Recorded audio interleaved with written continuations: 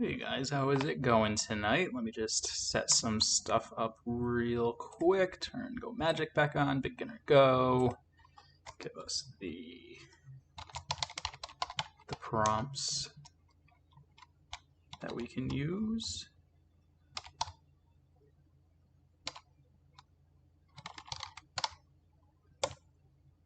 There we go. So tonight we are going to be doing two reviews from the same beginning of Go tournament. And I've got them loaded up. So the first one, we are going to do Buzzsaw, who's an 8K as white, playing against Mr. Nosco as a 9K with black. And then the second game, we've got, there's a lot of L's in this.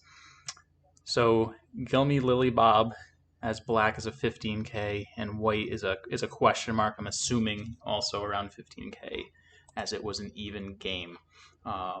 So let me do this real quick. Set this up so it makes sense, so I can see chat, and so that the board fully pops up. Okay, so this should do it. So do we have, I'm also on, if you go to Beginner Go voice channels, I'm also on board 1 if anybody wants to join that for voice chat instead of typing stuff out. Feel free to join that. So let's start with this game. This one was a very interesting game. Let me turn AI off. Yeah, this one was an interesting game. Going to be a little tricky for me to review, but definitely have some things to go over. So being at work is the best time to watch Go, because then you can be like you're a Go professional, right? You're getting paid to do Go, and it's fantastic. Anyway, so let's right off the bat, nothing too crazy happens early in this game. Pretty straightforward stuff, but I do have some comments. And the first one is this move again. Do we have, is Mr. Nosco here? I mean, I'm going to be reviewing for both players through this game, but I'm just curious. I know we have Buzzsaw. Either way, so this is something that came up in another review that I did. So looking at our corner variations, right? When we do this very typical approach, right, and they back off, if we're gonna follow this up, we're typically sliding into the corner, right? You know, this is probably like the first Joseki that we learn when we learn Josekis. And so what happens if we play J17 before D18? To look at that, let's look at a different variation where instead of white backing off, white kicks. This is another one that I'm sure everybody here is very familiar with. Typically, black is going to extend, white is going to either play D14 or C14, but let's just keep it simple to match the game. And they play C14. Black is typically going to extend to either K16 or K17, right? They're going to take that 3-point jump there.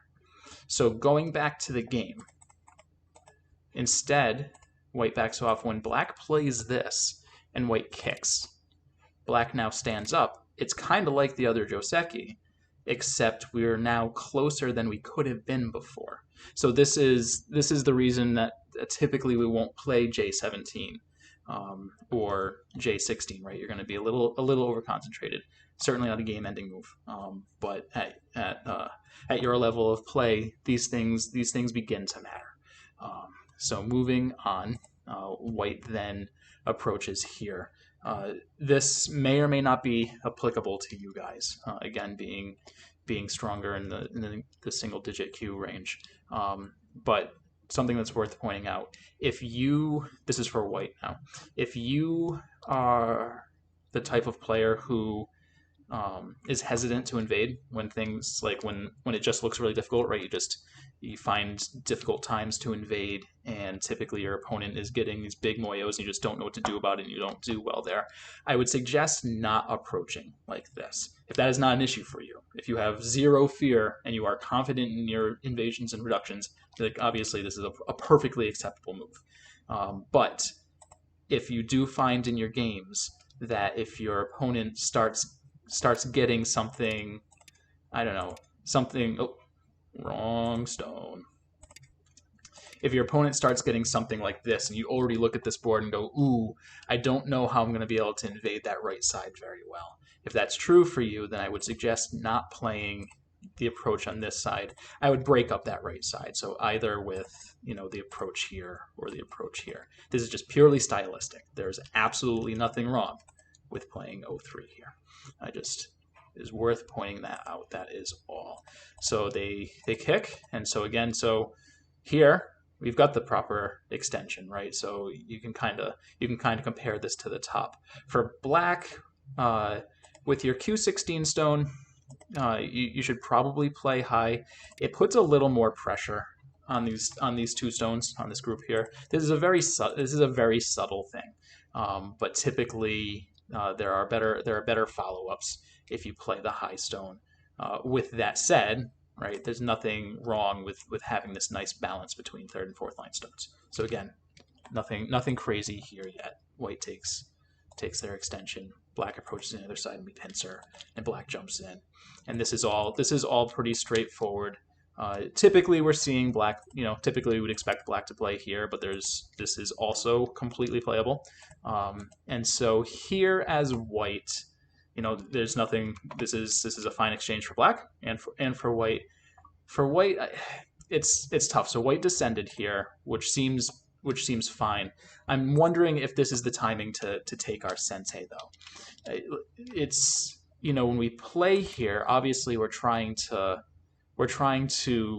turn this bottom area into a territory, but it's so wide open right now that it's going to be hard to really secure this, and black's gonna show us why very, very quickly. So in this situation, I would almost just suggest leave these 4 stones as thickness, as a nice wall to push into if a fight comes on, and go and take your Tanuki. I believe when you get your next Tanuki, this player went 3-3. But either way, any approach on this corner will be perfectly acceptable. So that's another thing to consider here. If you unless you're really sure that this is going to shore up this territory for us. In this case, it doesn't. With that said, I did run this game through AI, and AI was right on with this move. But for human players, when we don't know how to defend this area as well, because following the line that AI did is not any line of play that I would do, or any line of play that I expect you to do either. It gets a little funky down here. So I would suggest considering taking the Tanuki here. There's nothing wrong with this move. So black immediately jumps in. So I had trouble figuring out if the timing was right on this. And I certainly can't fault it, because I went back, the comment that I made just a few minutes ago where I'm saying, hey, if you aren't confident in your invasions, then you should be playing a different way. This could just be black saying, I can invade this right now, but if white plays one more stone, I don't think I can. And if he as a player feels that way, then this is 100% the time to do this. So there's nothing wrong with this.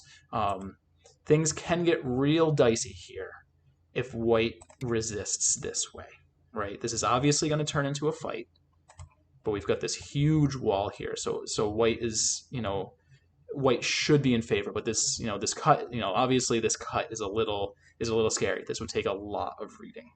So I cannot, again, fault white for playing this and just choosing to take your influence, right? This is a pretty extreme amount of influence, and it's going to help out a lot in this game. But this kind of points back to, why did we play this if we were looking to get influence? I don't know, I don't know if white expected or considered that this move would come as quickly as it did, and maybe they thought that they would have a little more time. Maybe they expected black to come, and they were just like, okay, I'm just going to out-moyo you.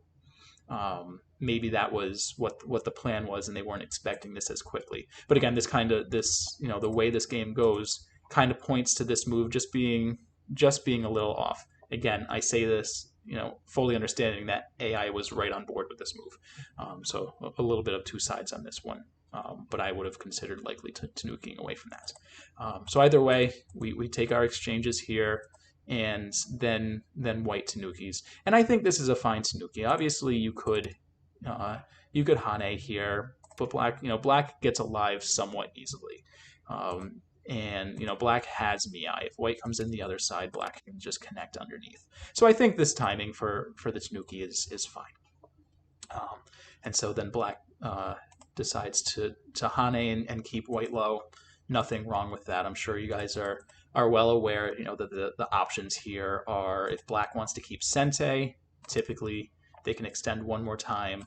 White's going to do either slide or push and then get the Hane in, and then black can extend off this. And so I would likely consider this variation just because it gives black Sente, and Sente is pretty big right here. But there's very little wrong with going with this variation.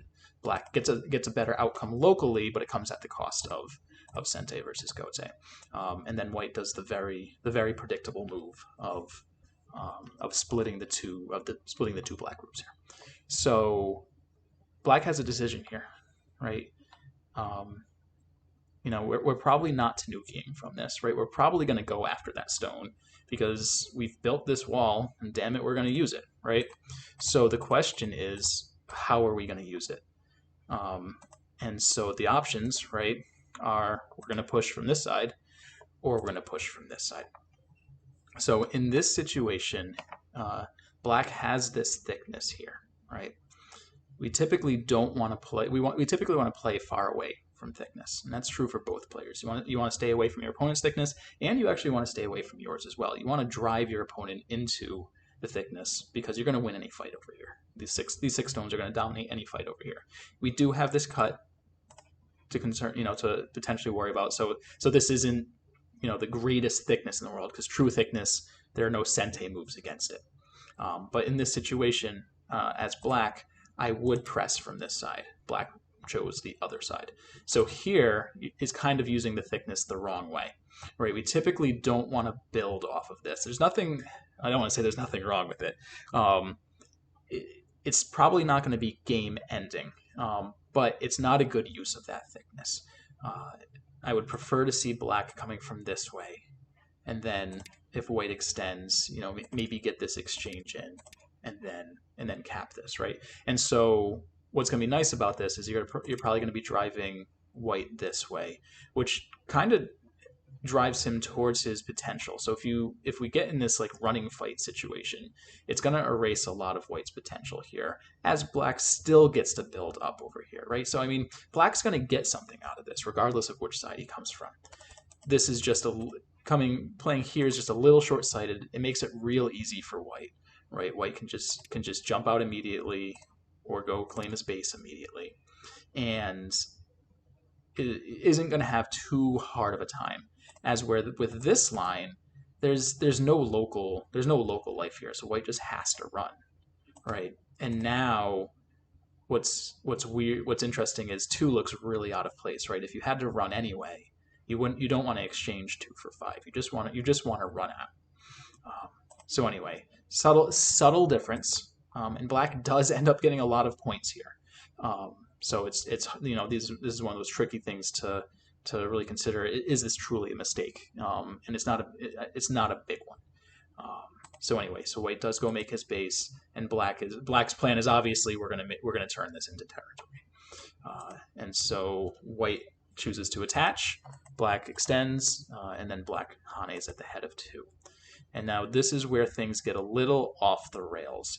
Black takes his double Hane, which he is certainly strong enough to do with all of the support here.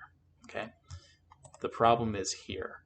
I believe no, so it's not here. So white then gets his Atari here, and I don't know what black's thought with this is. It was potentially a misread, right? And I just realized, hold on a second, I am misbehaving here. Let me turn a review on just so you guys can see, so you can link back to this. Reviews. So I apologize about that. So where? Okay. So back to the beginning. Where did my arrows go? There. Okay. Let's move that up. Okay, so just so you guys have, so we showed this, right? Highlighting that we could have gotten that. And yep. And then all this is fine. And then I mentioned not playing this move and instead going and taking your Tanuki then. So okay. So and I mentioned that this could potentially be a pretty nasty fight, but one that we don't necessarily want to get into. And that once black lives here, it really makes this move look a little weird. So I think that's all I needed to mark, right? And then I mentioned that as black, I would strongly consider doing this as opposed to doing this exchange in Gote. And then, of course, here with our thickness and considering A versus B, that I prefer A.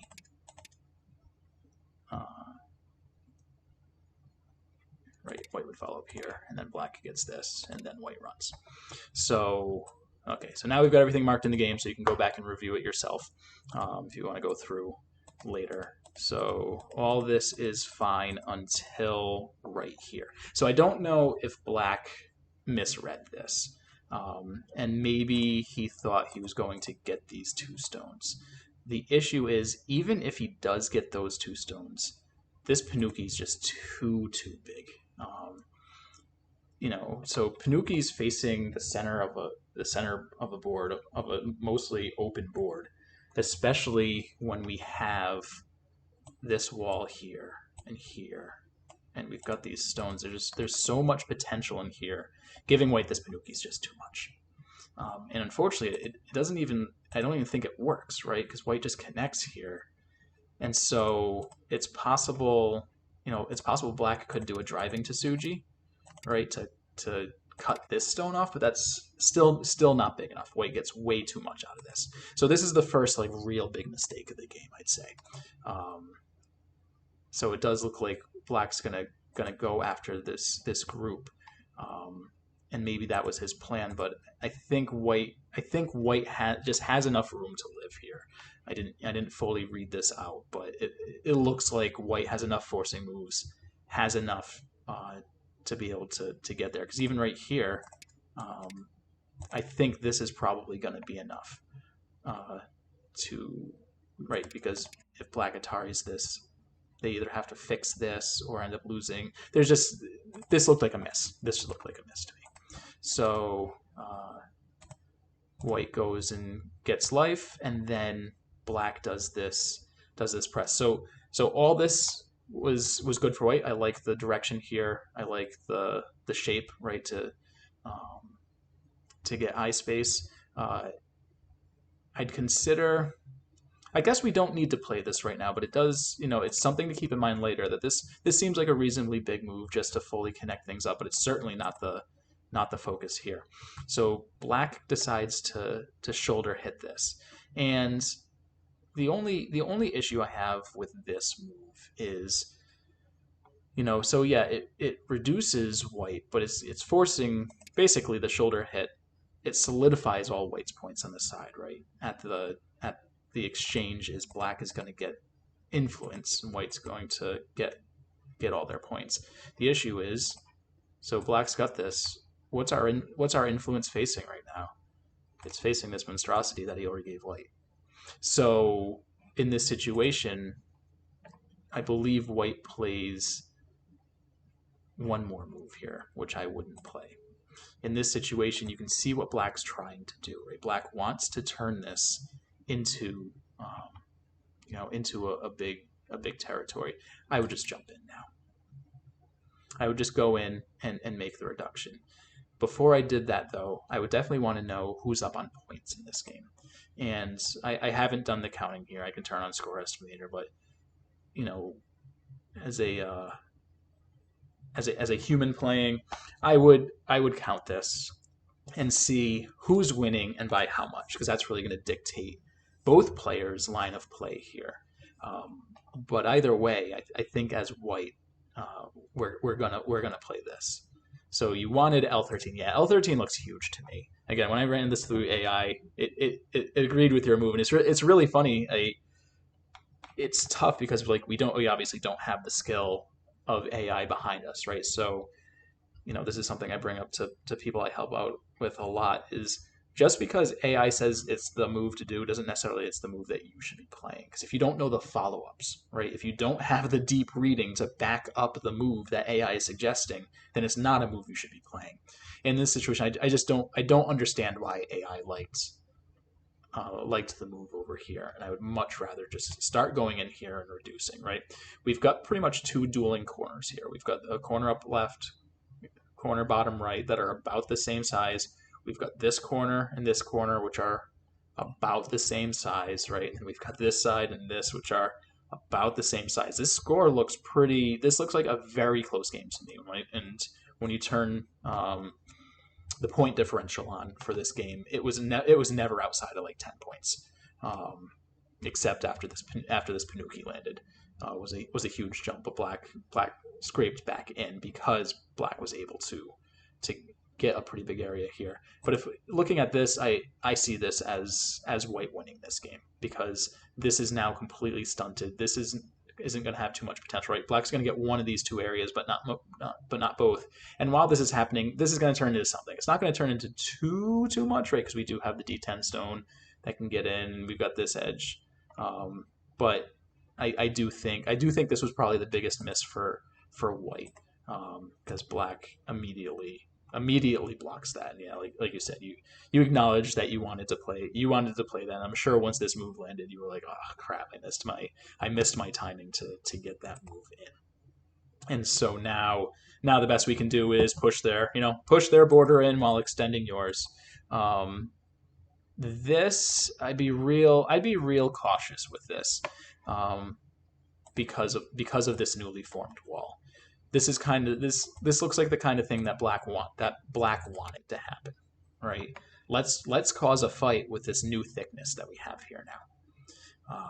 So I'd be here, this Hane, I probably would just extend one more time, right, and acknowledge that yes, black can come in here, but black has to be a little concerned. There's no concern yet, but has to acknowledge that these two groups aren't connected. And as white gets stronger in the center, this group's going to become a liability. So if black goes, well, I'm going to go ruin your area, white can do something like this and ask, how is black going to connect up here? And then go in further. Still, this still looks like a really close game. So yeah, you did end up getting cut, but it ended up not being too bad for you if I remember correctly. So let's see. Yeah, so this was black. I think just being a little too timid here. I do think black should use this strength and go after the stone and go, you can cut me, but I'm going to kill this stone and connect up and be fine. So let's see. So yeah, you got a little heavier, right? So you Tanuki'd. So and this was the other one. I expect a double Hane here.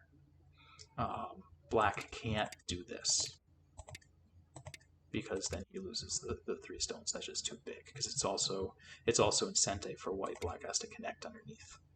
So then, if that's the case, then you can descend here. Let me turn this off real quick. So with black having to connect at D1, you can descend here, which gets those 2 stones and has a great follow-up. So we can this isn't Sente, but it's really close to it. It's as close to Sente as it's going to get. And I'd be willing to bet your opponent's going to answer it. And then you can either leave it, or I would leave it here. This is probably a little too early. So, but either way, yeah, the double Hane. When you're Haneing at the head of 3, this is one of the reasons why the Hane at the head of 3 hurts so much, is that black only has 3 liberties. He's not connected to anything. So it gives us the ability to do this double Hane. And so you can consider that in the future. That's one of the reasons why Hane at the head of 2 and Hane at the head of 3 are really good. Is you can typically, if you've got strength, if you've got strength nearby, you can do the double Hane. So getting back, black does finally cut, and yeah, this is exactly what black wants with these stones here, right?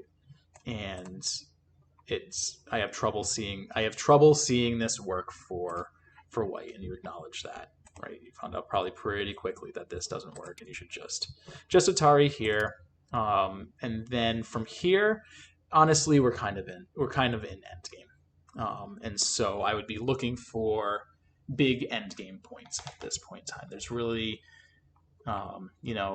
maybe we'll want one more move over here before we get into endgame, but we are pretty much there, right? With our, marking our big endgame points, both players, around these areas, right? So here as well, black getting in this cut that I mentioned before, also probably time to do that now. I forget who won this game, but it was really close. It was really good. Like, this was a well played game. I liked a lot of what I saw in here. The only the only head scratcher was white getting this Panuki. But I mean, that's a close game. I mean, anytime it's within Comey, right? That's close. So let's see. So there was one other end game thing I wanted to show though. Unfortunately, like, this isn't where you lost the game. Like, I don't want to say it here, but like at this stage of the game, this was probably the nail in the coffin, right? So, oh no! So if you had Comey, you would have won. The feel bads, yeah, that hurts. That's hurt. Okay, so good. So it was a legitimate loss. Then we can feel a little better, and you'll feel a little better when I show you something at the end, because black missed a real big end game reduction that I want to go over, because it's an important, especially at your guys' level, it's a real important reduction to know. So anyway, so we go through, and yeah, bad things happen here, and I think black can play one more, right? And then we have to do this. But this, honestly isn't terrible, because you did find a way to get this wall in Sente, right?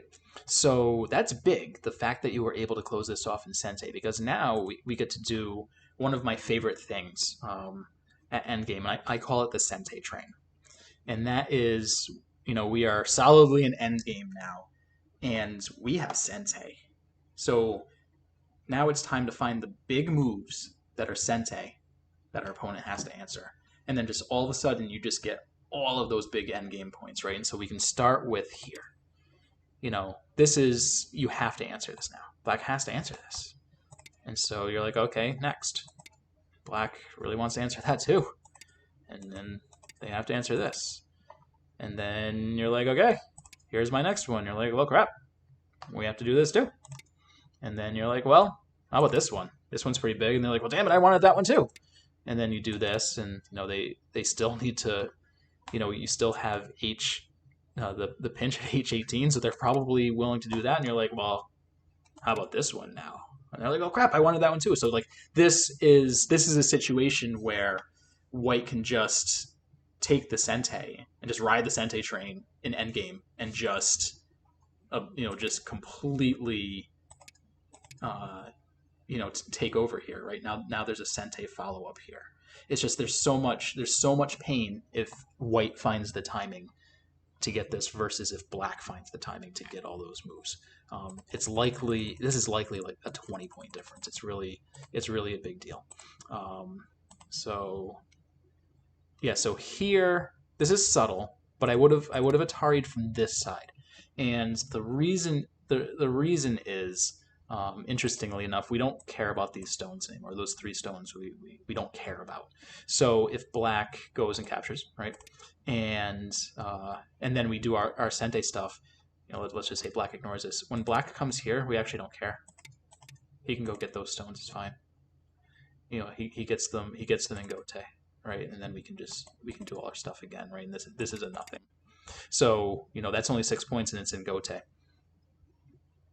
Honestly, E18 is bigger. O2 is bigger. So there were definitely opportunities here, and again, there were opportunities for him as well. So unfortunately, because you Atari'd here as opposed to here, you felt compelled to do this in Gote, and this was a really, really big miss. Getting this in Gote, as I'm sure you see from all the endgame stuff that's available. This unfortunately it's like a 20-point miss, because Go is hard, and that's all there is to it. So, but for black, there's a really big reduction here, and that reduction is the 3-3 here. So this is a really hard move to answer, and so I'm curious. You're here. How do you answer this move? This is not an easy move to answer on this board, and if you take the easy way out and go, well, I'm just going to kill the stone, the only real clean way to do that is by blocking here. Okay, and then black plays here, and we can't block this because then we get cut off in that die. So we can't do that. So we have to attack. We have to connect, and then black goes here, and then we're like, well, okay, we're going to get the stone, and black's like, well, I'm going to Atari you now. And you can't extend. I wonder if we fall short on liberties. I wonder if we fall short on liberties here, because if we connect, we get this. I may have misread this when I went through originally in the game. We fall short on liberties here. I wonder what the difference is for what I'm used to seeing. So let's see. When we do this, oh, white can just follow up here, right? And so this is still a big reduction, and it's in Sente, right? And the other way, if white takes this, then you get this follow-up, and it's just like the corner just completely disappears, and you just lose a ton of points. So this was black's big end game miss here. So coming back to this is a hard move to answer, right? Typically, I like playing this earlier in the game because it will damage these 3 stones, but these 3 stones are as strong as it gets. And so now, we have to, we have to worry about this cut, right? So now do we have to connect, right? And then it's just, I don't know. This is the life and death here is tricky, but AI showed a number of ways that it works for us. Or works for black, rather. Probably not this, but it's worth looking into. Just understand that this is a really annoying move, and it works for a really, really long time. So I would suggest I don't want to pull up AI right now and pound through the variations, but you can pull up and see that this stone, unless you're doing this, that's the only way to kill it. And I showed you the big reduction. Any other answer, this stone actually ends up living, which is really frustrating in this situation where you'd think that this corner is as secure as it gets, but these 2 stones really, really muck things up there. But either way, a pretty solid game. Honestly, this was, pretty high level play from both of you guys. Most of there were some big mistakes, as there are always going to be in our games, unfortunately. And I'd say this one's real subtle, but this was probably the biggest one for white, and then the biggest one for black was allowing this Panuki to happen. And then just then subtle stuff, right? The -3 point moves, -2 point moves that are just, there's just gonna be too many of those in our games that we don't go after them. We want to really hit the big ones, and then the general concepts of what our plan is and what we're looking to do. So I think that's where I'm going to leave this one for tonight. Do you have any questions that I didn't cover, or any board positions that you wanted to take a look at before I go to the next review?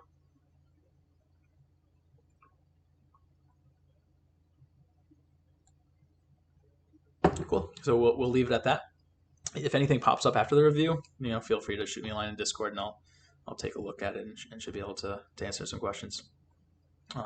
Did anyone get the endgame train?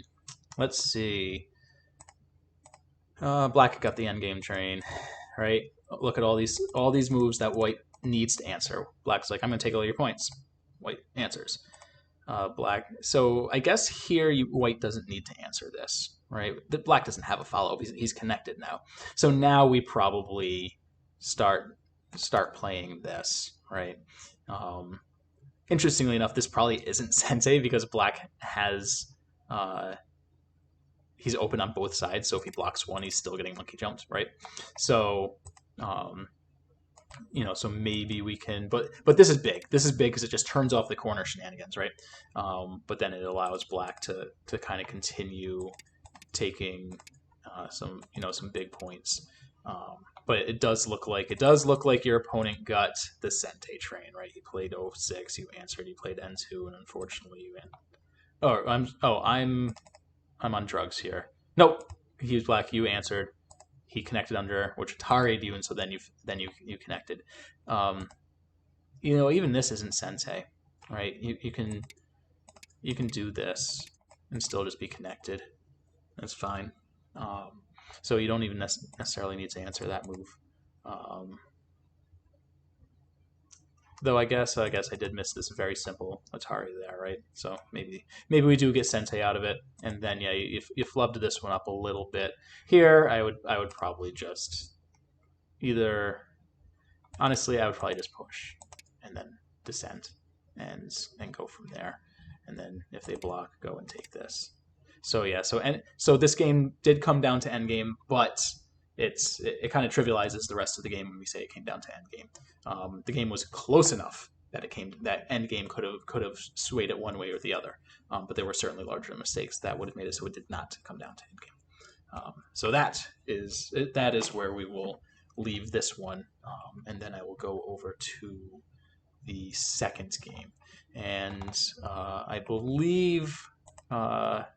You are very welcome. I believe that neither player is here for this one, which is just an unfortunate happening of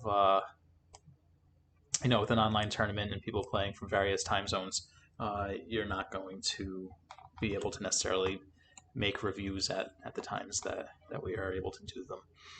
So this game is 2 15K players. So definitely going to be switching gears on this in terms of how I approach this review from, concepts that we're looking at and whatnot.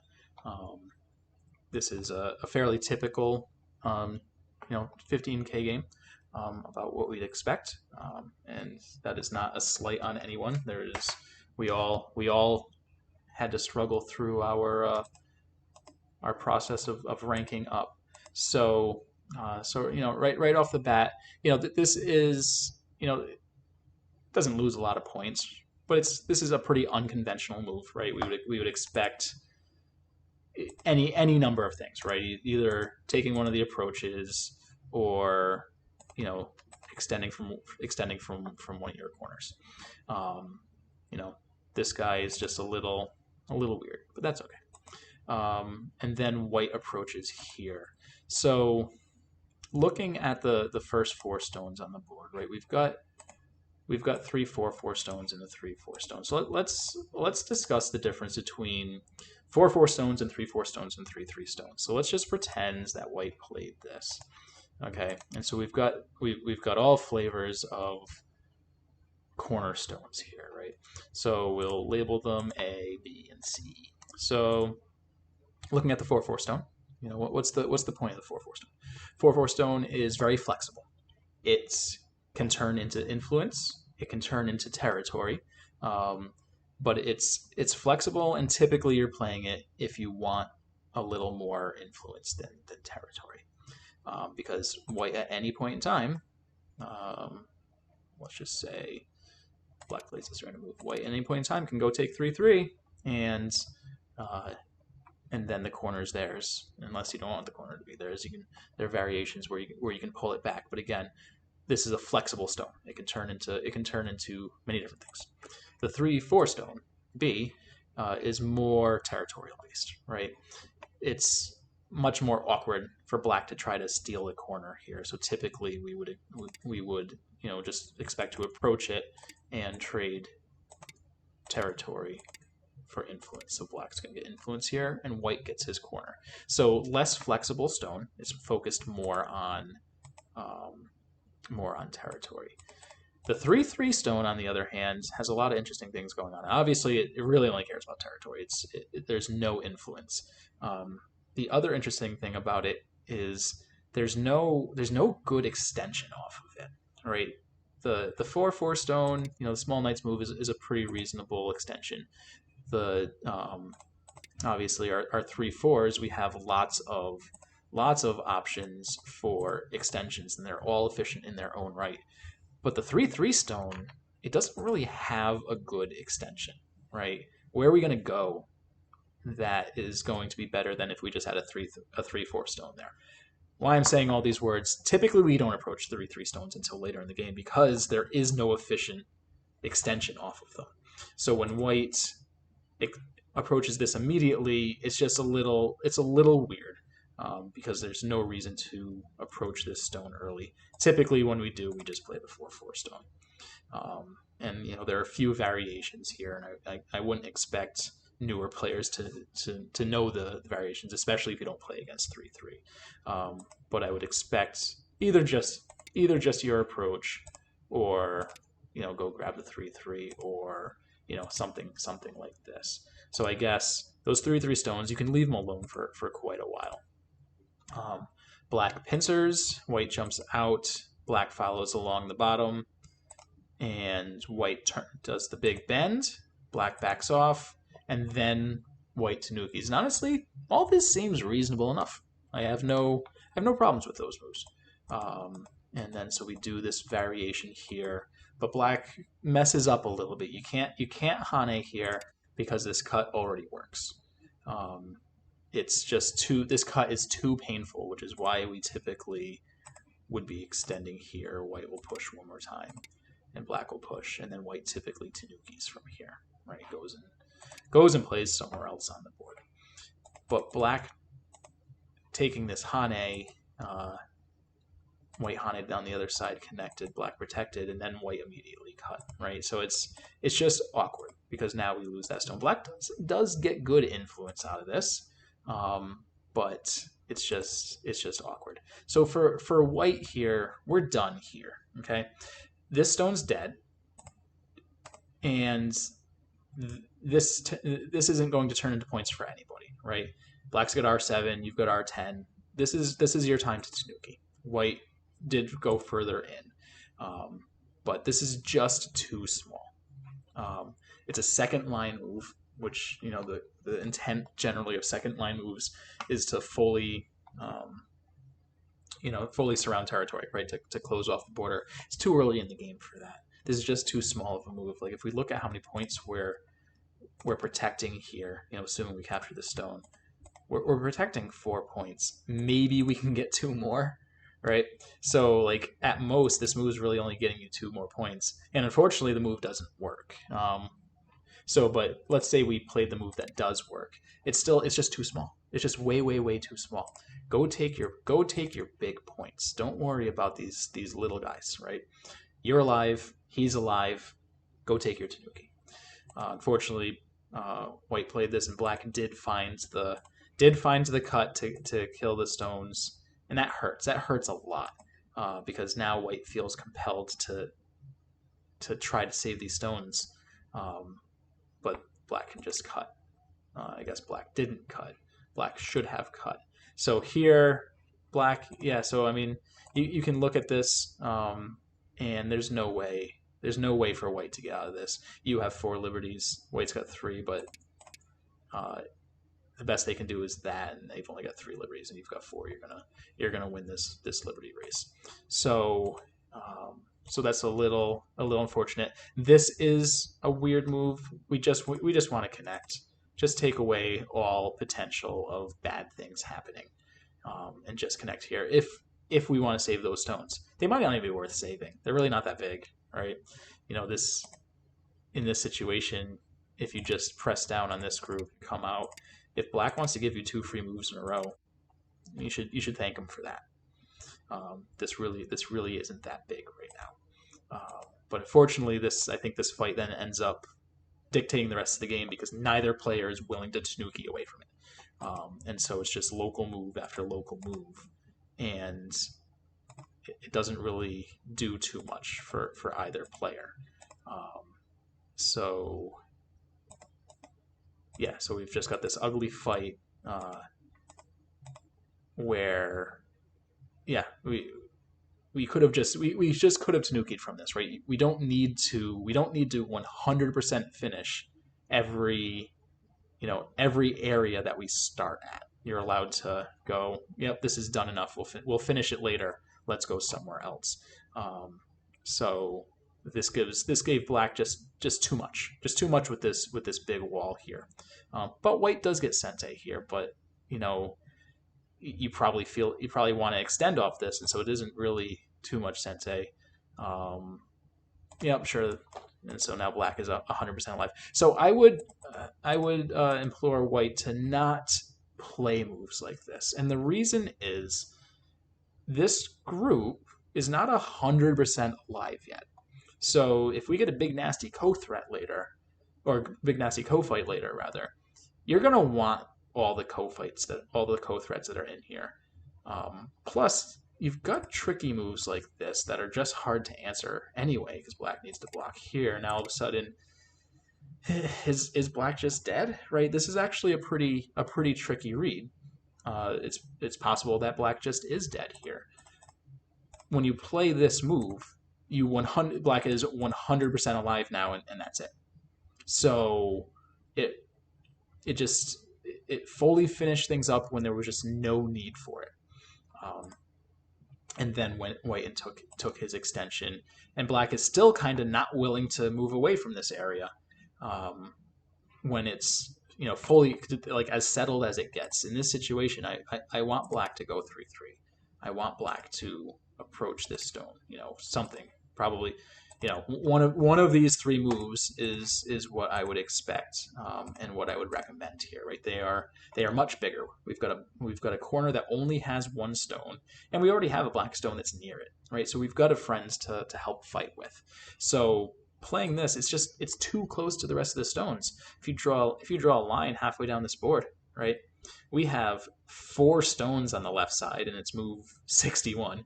So we have 57 stones.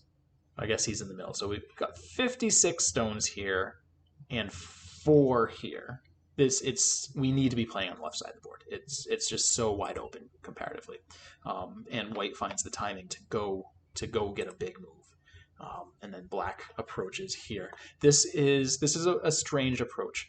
So the reason it's strange. So typically when we're approaching 4/4 stones, we want to do it from the 3rd line. We want to just do this to threaten to undercut, right? This stone at least has a pretty reasonable follow-up if white just goes, yeah, I don't feel like dealing with that, right?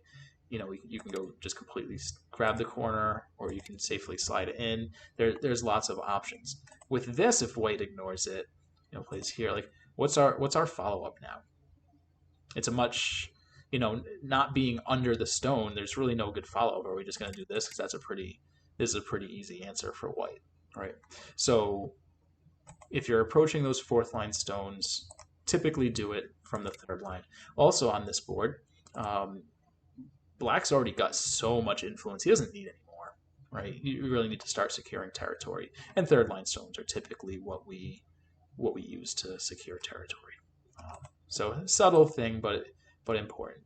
And then we get this. White's going to get a big corner out of this.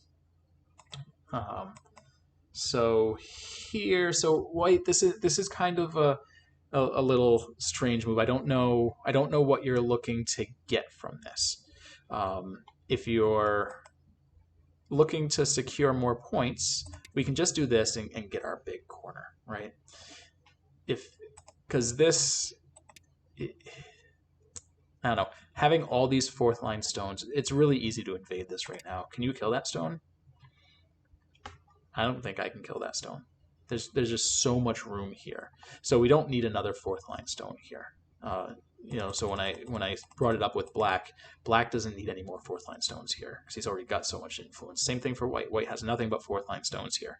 So let's get some balance there. And if you do want to do an extension, do this.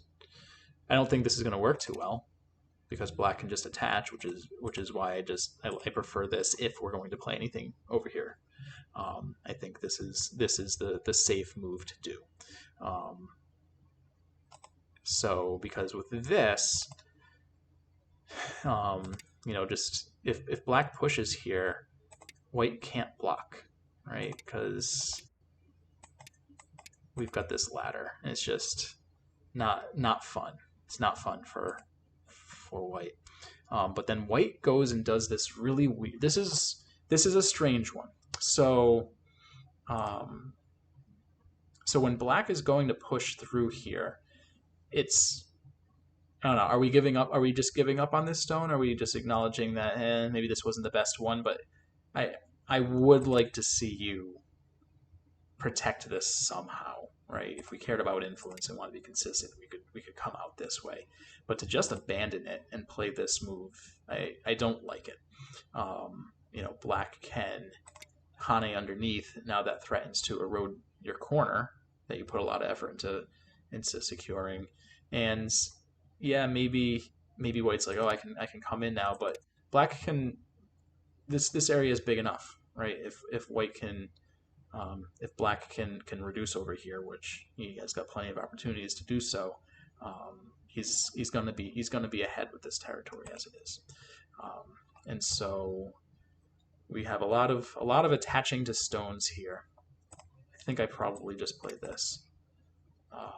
And then if white pushes, just follow. Your white's pushing from behind. We're on the 7th line, so we're getting a lot of points for every one of these stones that we're placing on the board. We just let white go as far as he wants and just get 6 points every time we slap one of these things on the board. So, the attach just it offers complications if white wants to start Haneing and cross-cutting and whatnot. And then white plays this move. So my question for all the viewers at home is this Sente? What is this threatening? This is threatening to go for those 2 stones. How big are those 2 stones right now? The answer is not big at all. We don't care about them. And this is one of those situations. This is really important to understand. So for white to even capture those stones, he has to devote yet another move. So if we ignore it and play this, and then white goes, well, I get your stones, we still get a second move, right? So we just got 1 and 3, and all we had to do was sacrifice those 2 stones to get it. Like, it's great. That's so huge. So be wary of these peeps. If you want to answer locally, I would just play on top. Ooh, good job, black. I like it. Good job. I was not expecting this move, but that's, like I said, if we're going to answer locally, this is where black played. That's a good move, strong move. I'd be careful here. I would be careful here. This cut looks real dangerous, because because of this weird peep stone, right? So if we do this and then get our Atari and then follow it up, I don't think these stones live. So we got to be real careful here. Black's got too many stones for you to be able to get away with this. I mean, I guess this is reasonable, but I still don't like it. Because black can just lead out this way, and if you ever save this stone, he can hop up in front, and at a certain point in time, when he goes, okay, that's enough, and he captures this, and he gets good reduction. So I'd just be careful. I'd be wary of that one. Black connected, white bumped there, and then black played this move, which I don't think does anything. I think white can just play here, which is what he did. Black extends. There's nothing here, but white can just connect. White can maybe even Tanuki from this. This might be death in Gote. Don't die in Gote. I'd have to spend some time reading it, but white might be able to Tanuki from this. White connected there. Yeah, maybe black has enough liberties now that did work, but I don't think so. Black doesn't have a lot of liberties in there.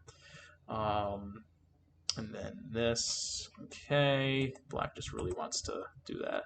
And black comes back, sure. Okay, so at this point, let's back it up and go over some fundamental stuff, which is, we typically care about corners and then sides, then centers. We're spending a lot of time trying to get this center when we've got this corner that's just wide open, right? So black really should be aiming to get this. And I didn't go through this full game, but I saw the end of the game. I know this corner never got invaded, which is unfortunate for black, right? These 4/4 stones, they can be invaded forever. Like, right here, there's no way. Well, I mean, there's a way to kill this stone, but there's no way to stop black from living in here. And there's so much opportunity. Black can almost throw a dart here, and just as long as it lands anywhere here, it's gonna be a living stone. And so that's really where we should be focusing before white gets too many moves here and stops us from invading. So and then obviously the other thing, if we're looking to block, we've already kind of blocked that stone a little. This is the one that was, needing to be dealt with. So a pretty big miss here. If we care about the center, we need to block the stone that can actually come in. And if we don't care about the center, then we need to be going for that corner. So those are the, we're kind of getting into just, we missed something, and now we're just probably going to follow this for the rest of the game. But a lot of small adjustments earlier in the game can make it where games like this no longer happen, where a board state like this isn't going to be there. And so there's, I don't find too much value in going over stuff at this point in time, because even here, the corner is still probably bigger.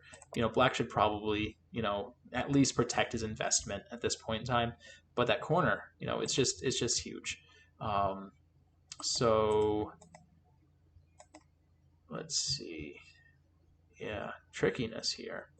I guess it's probably easy enough just to sacrifice that stone. I haven't read out what this does. It's interesting though, huh? I think we probably just connect and give up these 2 stones. I think that's what white would do, or what I would do anyway, and just continue eating up in here or securing the corner. But so we're going to get in another interesting fight here. But he does eventually just end up, okay, so black ends up getting the outside, the big area, and giving up those 3 stones, and that seems reasonable. I don't think that works either. I think white can just do this. Yeah, I don't think that ladder works. But anyway, it's clear this corner was ignored for much too long. We're focusing, we're hyper focusing on all the fights, which is a very common thing, right? You're like, oh, I can't, must pay attention to what's going on here, and you get big tunnel vision on the fight that's right in front of you, as opposed to the big picture. So anyway, I would go back and consider the fundamentals of, I've got them up on my screen, of corners before, sides before, centers, balancing your stones on the 3rd and 4th lines, not playing 1st and 2nd line moves too early. And then we've got no attaching to don't attach to weak stones, and you don't have to save every stone. I haven't gone over those too much in this one, but we're obviously neglecting corners, right? And we were going after some really small stuff over here at the beginning of the game. So that's what I would focus on is, and honestly, I think it's the toughest part of the game is figuring out, when can I Tanuki? We're having this big exchange. When can I Tanuki? When am I strong enough to take that move? Because the timing is critical, right? One turn too early, all of a sudden you die. And then one turn too late, they're the ones who get sent to take the Tanuki. So the timing is tough. But often, for newer players, your opponents give you a lot of opportunities to get that Tanuki. It's not as razor thin as you have to do it on this move. They give you like 4 or 5 moves in a row to really go take those big points from them. So and then there was a big discontinuity in keeping our stones connected, right? When we played this guy, and then black goes and cuts, and we just go, okay, never mind. We didn't want that anyway. It's better to try to keep your stones connected, right? This stone is not connected to this guy, but he doesn't really need to be. This can be treated as an individual stone. But the second you play this, now we've kind of got a group, 2 groups that are split, and that's never something we really want. So hopefully you guys found this one helpful. I feel like I was a little disjointed with things, but stuff went pretty sideways pretty quickly with this lower right area, and that really just dictated the rest of the game. By the way, I know neither of you guys are here. If you have questions with this, if there's something that I missed that you were hoping I went over, feel free to send me a message in Discord, and I will gladly answer any questions that you have. So that's where I'm leaving it for tonight. Thanks for coming out, guys who are here.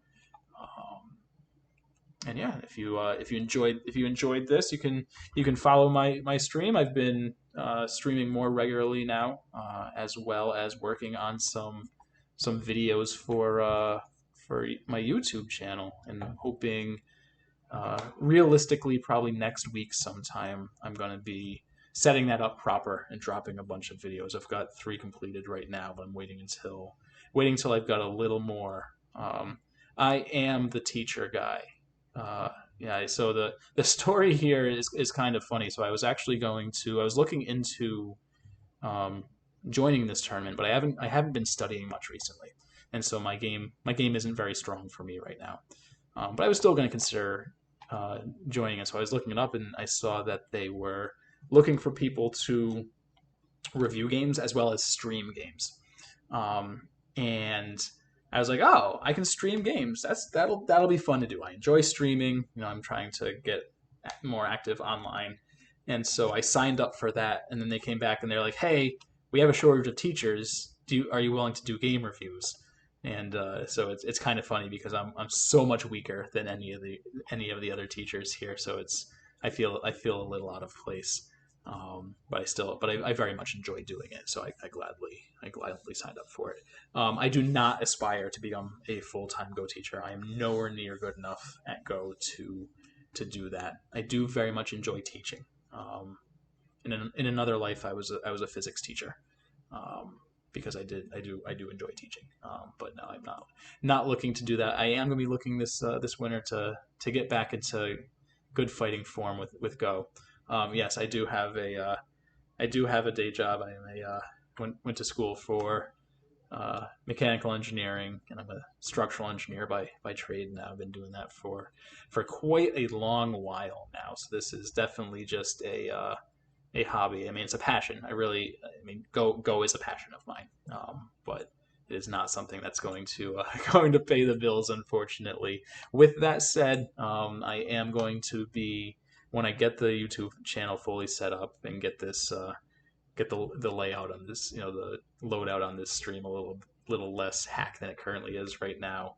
I'm going to be setting up some stuff, and we'll be offering my services for lessons and game reviews. It's going to be aimed at double-digit Q players. I have a lot of experience helping people break the 10K barrier, and a little bit beyond that. So typically, once somebody reaches like 7K on KGS or 8 or 9K on OGS, that's when I stopped becoming helpful, right? So the game preview, the game before this one was pretty much like right on the cusp of what I'm able to help somebody with at that point in time.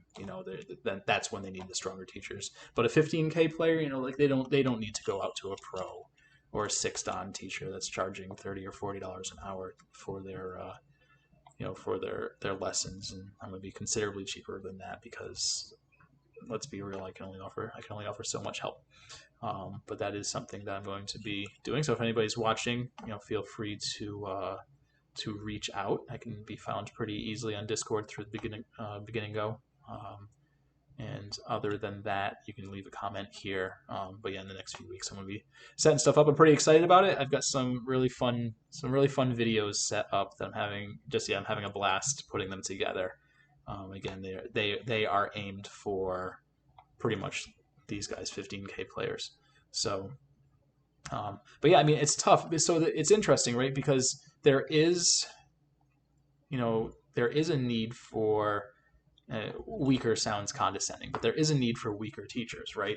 So because the more legitimate teachers, again, your high don players, um, I don't know if they enjoy teaching new players or not, but regardless, like they still have to charge their same rate, right? And it simply doesn't make sense for somebody who's learning the game, first learning the game, to be paying like $30 or $40 an hour. That's a lot. That's a lot to invest. And so if there are teachers like yourself and myself who, acknowledge that we're not strong enough to help people too much, but have potentially have the teaching skills, right? We can just back on the teaching skills rather than Go itself. We can still help people, and I'm a big proponent of giving back to the community. I'm really happy with the people who helped me when I first started learning, and so I've been a big proponent of doing that, which is why I've been doing reviews and helping people forever. But at this point in time, since I stream and can make videos and whatnot, I feel like at this point, like I can provide like good content. That maybe that's something that people are more interested in, and so we'll see how it goes.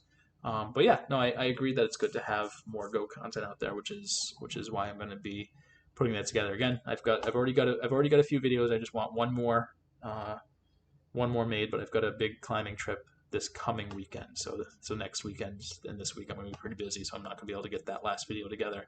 But once that one's up, I'm going to dump it all into my YouTube channel. Actually set things up there, and I'll be sending messages out to try to get my name out there, and see where it goes from there. And if nobody watches, whatever. I'm still having a ton of fun making it, and been having fun streaming as well. So anyway, that's where I'm going to leave it for tonight, guys. I hope you enjoyed this, and I hope you enjoyed your weekend, and that your upcoming week is fun enough. I'm probably not going to be streaming too much this week. Again, it's just going to be a very busy week for me with preparing to head out for a few days. But then once I get back, I will likely have quite a bit of time to put towards Go. So yeah, thanks for coming out for a ride on the Strugglebus, and until next time, see you guys.